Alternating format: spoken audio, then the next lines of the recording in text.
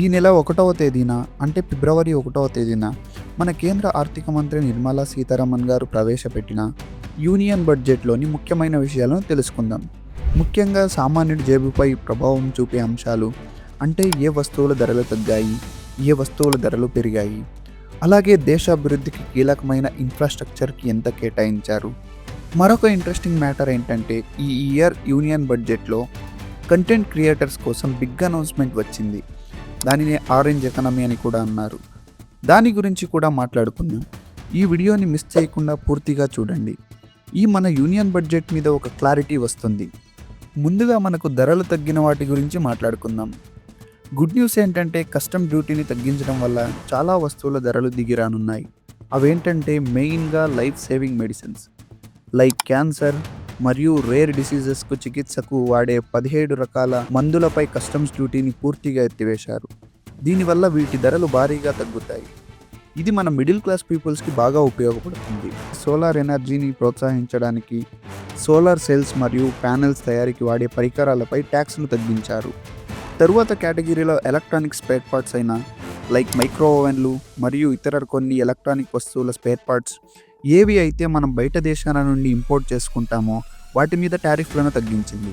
తరువాత మన దేశ యువతను ఎంకరేజ్ చేయడానికి స్పోర్ట్స్ పరికరాల ప్రైసెస్ కూడా తగ్గబోతున్నాయి.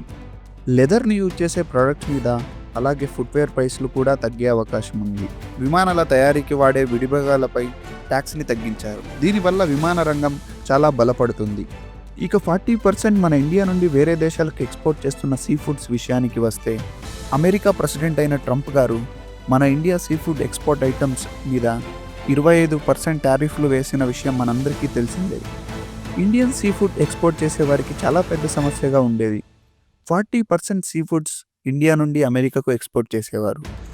So Indian sea foods export చేసేవారికి బిగ్ రిలీఫ్గా ఈ బడ్జెట్ మీటింగ్లో రొయ్యల ఫార్మింగ్కు సంబంధించి అండ్ సీ ఫుడ్స్కు సంబంధించి దానికి వాడే ఫీడ్స్ మీద ట్యాక్స్ను తగ్గించారు. మన తెలుగు రాష్ట్రాలలో రొయ్యల ఫార్మింగ్ చేసేవారికి ఇది మంచి విషయమే అని చెప్పవచ్చు. ఇక మన ఈ 2026 యూనియన్ బడ్జెట్లో సామాన్యుడి జోబుకి భారం పెంచే అంశాలు చూద్దాం. అంటే ధరలు పెరిగే వాటి గురించి ఇప్పుడు చర్చిద్దాం. ముఖ్యంగా ఆరోగ్యంపై ప్రభావం చూపే సిగరెట్లు, పాన్ మసాలా మరియు ఇతర పొగాకు ప్రోడక్ట్స్ మీద హెల్త్ సెస్ మరియు ఎక్సైజ్ డ్యూటీని పెంచారు.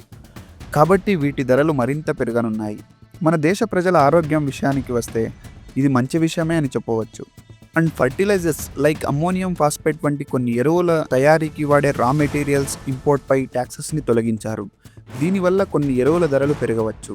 అలాగే విదేశాల నుండి ఇంపోర్ట్ చేసుకుంటున్న కొన్ని రకాల పారిశ్రామిక యంత్రాలు అంటే ఇండస్ట్రియల్ మిషనరీ మరియు కాఫీ రోస్టింగ్ మిషన్లు వంటి వాటిపై ట్యాక్సెస్ ఎగ్జంప్షన్ని తొలగించారు. సో ఈ కేటగిరీ కూడా మనకు ధరలు పెరగవచ్చు. ఇక మన దేశాభివృద్ధికి వెన్నెముక అయిన ఇన్ఫ్రాస్ట్రక్చర్ కోసం ప్రభుత్వం ఈసారి భారీ ప్లాన్ వేసింది. ఈ సంవత్సరం రికార్డు స్థాయిలో బడ్జెట్ను కేటాయించారు. ఈ ఏడాది క్యాపిటల్ ఎక్స్పెండిచర్ కోసం ఏకంగా 12.2 లక్షల కోట్లు కేటాయించారు. ఇది పోయిన సంవత్సరం 11.2 లక్షల కోట్లు ఉండేది. ఈ ఇయర్ 9% ఎక్కువ చేశారు. ప్రీవియస్ ఇయర్ కంటే ఇది మన దేశ జీడిపిలో 4.4%కి సమానం. ప్రీవియస్ 10 ఇయర్స్లో అంటే ఫైనాన్షియల్ ఇయర్ 2014-2015లో 2 లక్షల కోట్ల నుంచి ఇప్పుడు 6 రెట్లు పెరిగింది. ఇది చాలా గొప్ప విషయం అని చెప్పవచ్చు. ఇది మన దేశ రోడ్లు, రైల్వేలు, ఎయిర్పోర్ట్లు, ports and energy, urban development మొదలైన వాటిపై ఖర్చు చేస్తారు. మన ప్రభుత్వం ఈ సంవత్సర బడ్జెట్లో ముఖ్యంగా హై స్పీడ్ ట్రైన్స్ మీద కూడా ఫోకస్ చేశారు. దేశంలో ప్రధాన నగరాలను కలుపుతూ 7 హై స్పీడ్ రైల్వే కారిడార్లను ఏర్పాటు చేస్తాము. అది కూడా దేశంలోని ముఖ్యమైన పెద్ద నగరాలను కలుపుతూ. అంటే Mumbai to Pune, Pune to Hyderabad, Hyderabad to Bengaluru, Hyderabad to Chennai, Chennai to Bengaluru, Delhi to Varanasi, Varanasi to Siliguri దాకా హై స్పీడ్ రైల్వే కారిడార్ను ప్రకటించారు. తర్వాత మన లాజిస్టిక్ని ఇంప్రూవ్ చేయడానికి రోడ్ ట్రాన్స్పోర్ట్, హైవేస్ మీద ఈ ఇయర్ 3,10 కోట్ల వరకు పెంచింది. సూరత్ నుండి దాంకుని వరకు కొత్త డెడికేటెడ్ ఫ్రైట్ కారిడార్ను ఏర్పాటు చేయనున్నారు. హైవేస్, ఎక్స్ప్రెస్ వేస్, లాజిస్టిక్స్ ఇంప్రూవ్మెంట్గా బిగ్ ఫోకస్ చేశారు. ఇది మన దేశ ఇన్ఫ్రాస్ట్రక్చర్కి మంచి విషయం అని చెప్పవచ్చు. నెక్స్ట్ మన మినిస్ట్రీ ఆఫ్ రైల్వేస్ విషయానికి వస్తే 2.81 కోట్లు ప్రకటించారు. ఈ డబ్బును network expansion, station redevelopment, modernisation కోసం ఉపయోగిస్తారు. తరువాత మన డిఫెన్స్ సిస్టమ్ కోసం 2.2 లక్షల కోట్లకు పైగా కేటాయించారు. రాబోయే 5 ఏళ్లలో కొత్తగా 20 జల రవాణా మార్గాలను అంటే నేషనల్ వాటర్ వేస్ను అభివృద్ధి చేయాలనుకున్నారు. తరువాత ఎలక్ట్రానిక్స్ తయారీని పెంచడానికి ఇండియన్ సెమీ కండక్టర్ మిషన్ 2.0ను లాంచ్ చేశారు. ఇక కొత్త ఇన్కమ్ ట్యాక్స్ విషయానికి వస్తే ప్రీవియస్ ఇయర్ ఉండేదే ఉంటుంది. దీనిని ఈ సంవత్సరం ఏప్రిల్లో కొత్త ఇన్కమ్ ట్యాక్స్ యాక్ట్ రాబోతుంది. డిజిటల్ అండ్ టెక్, ఐటీ సర్వీసులు అన్నింటినీ ఒకటే కేటగిరీకు తెచ్చారు. దీనివల్ల ఐటీ కంపెనీలకు మేలు జరుగుతుంది. ఇక మొన్న బడ్జెట్లో ఆరెంజ్ ఎకానమీ అంటే ఏంటో ఇప్పుడు చూద్దాం. మన యూనియన్ బడ్జెట్లో కంటెంట్ క్రియేటర్స్ కోసం బిగ్ అనౌన్స్మెంట్ వచ్చింది. మన నిర్మలా సీతారామన్ గారు ఆరెంజ్ ఎకానమీపై ఫోకస్ చేసి ఏవీజీసీ సెక్టర్ని బూస్ట్ చేశారు. ఏవీజీసీ అంటే animation, visual effects, gaming and comics. ఇది యూత్కి, డిజిటల్ కంటెంట్ క్రియేటర్లకి, కొత్తగా కంటెంట్ క్రియేట్ చేసే ఇంట్రెస్ట్ ఉన్న స్టూడెంట్స్కి మంచి అవకాశం. ఇక ఈ ఆరెంజ్ ఎకానమీ కంప్లీట్ డీటెయిల్స్ చూస్తే ఏవీజీసీ కంటెంట్ క్రియేటర్ ల్యాబ్స్ను సెటప్ చేయడానికి ప్రభుత్వం సపోర్ట్ ఇస్తుంది. ఎక్కడ చేస్తారు అంటే 15,000 సెకండరీ స్కూల్స్లో అండ్ 500 కాలేజీలలో స్టార్ట్ చేయబోతుంది.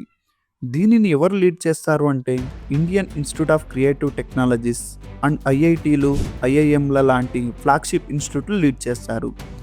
అండ్ దీనిలో బడ్జెట్ అలొకేషన్ వచ్చేసి 250 కోట్లను కేటాయించారు. ఇది మినిస్ట్రీ ఆఫ్ ఇన్ఫర్మేషన్ బ్రాడ్కాస్టింగ్ కింద టాలెంట్ డెవలప్మెంట్ కోసం ఫస్ట్ టైం అలొకేషన్ చేశారు. దీని మీద బడ్జెట్ ఇన్వెస్ట్మెంట్ ఎందుకు చేస్తున్నారు అంటే ఏవీజీసీ సెక్టర్ ర్యాపిడ్గా గ్రో అవుతుంది. 2030 నాటికి 2 మిలియన్ అంటే 20 లక్షల ప్రొఫైల్స్ అవసరం అవుతాయని అంచనా. ఇది జాబ్స్, స్టార్టప్స్, ఎంటర్ప్రెన్యూర్షిప్ని బూస్ట్ చేస్తుంది.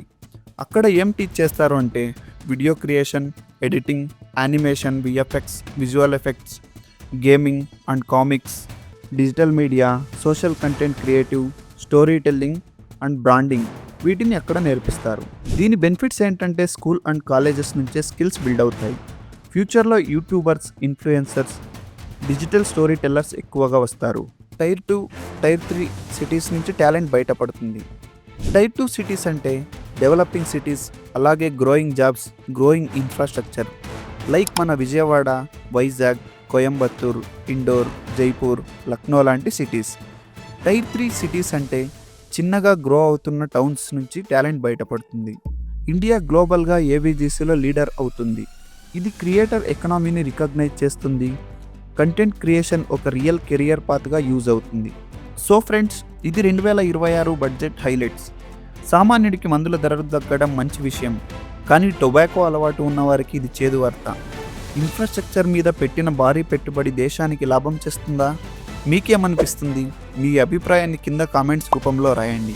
నా ఎక్స్ప్లెనేషన్ నచ్చితే ఈ వీడియోని లైక్ చేసి మీ ఫ్రెండ్స్ అండ్ ఫ్యామిలీకి షేర్ చేయండి. మరిన్ని ఇన్ఫర్మేటివ్ వీడియోల కోసం మన ఈ వాయిస్ ఆఫ్ ద వరల్డ్ ఛానల్ని సబ్స్క్రైబ్ చేసుకోండి. వీడియో పెట్టిన వెంటనే మీకు నోటిఫికేషన్ రూపంలో రావాలంటే కింద ఉన్న బెల్ సింబల్ని ఆన్లో పెట్టుకోండి. థ్యాంక్ యూ అండ్ జై హింద్.